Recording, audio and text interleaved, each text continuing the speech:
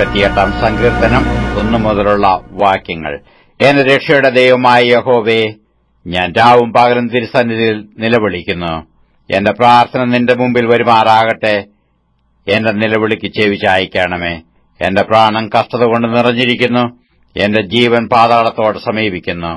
കുഴിയിൽ ഇറങ്ങുന്നവരുടെ കൂട്ടത്തിൽ എന്നെ എണ്ണിയിരിക്കുന്നു. ഞാൻ തുണയില്ലാത്ത മനുഷ്യനെ പോലെയാകുന്നു.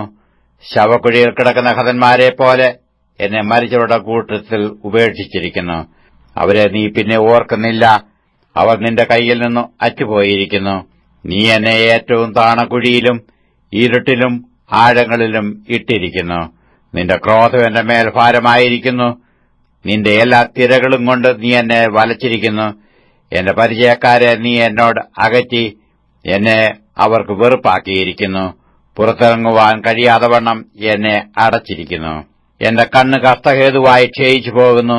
യഹോവേ, ഞാൻ ദിവസം പ്രതിയും നിന്നെ വിളിച്ചപേക്ഷിക്കുകയും എന്റെ കൈകളെ നിങ്കിലേക്ക് മലർത്തുകയും ചെയ്യുന്നു.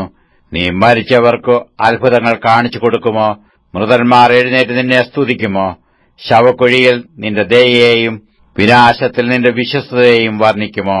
അന്ധകാരത്തിൽ നിന്റെ അത്ഭുതങ്ങളും വിസ്മൃതിയുള്ള ദേശത്ത് നിന്റെ നീതിയും വെളിപ്പെടുമോ? എന്നാൽ യഹോവേ, ഞാൻ നിന്നോട് നിലവിളിക്കുന്നു. രാവിലെ എന്റെ പ്രാർത്ഥന തിരുസന്നിധിയിൽ വരുന്നു. യഹോവേ, നീ എന്റെ പ്രാണനെ തള്ളിക്കളയുന്നത് എന്തിന്? നിന്റെ മുഖത്തെ എനിക്ക് മറച്ചുവെക്കുന്നതും എന്തിന്? ബാല്യം മുതൽ ഞാൻ അരിഷ്ടനും മരിപ്പാറായവനുമാകുന്നു. ഞാൻ നിന്റെ ഘോരത്വങ്ങളെ സഹിച്ചു വലഞ്ഞിരിക്കുന്നു. നിന്റെ ഉഗ്രകോപം എന്റെ മീതെ കവിഞ്ഞിരിക്കുന്നു. നിന്റെ ഘോരത്വങ്ങൾ എന്നെ സംഹരിച്ചിരിക്കുന്നു. അവ ഇടവിടാതെ വെള്ളം പോലെ എന്നെ ചുറ്റുന്നു. അവ ഒരുപോലെ എന്നെ വളയുന്നു. സ്നേഹിതനെയും കൂട്ടാളിയെയും നീ എന്നോട് അകറ്റിയിരിക്കുന്നു. എന്റെ പരിചയക്കാർ അന്ധകാരമത്രേ.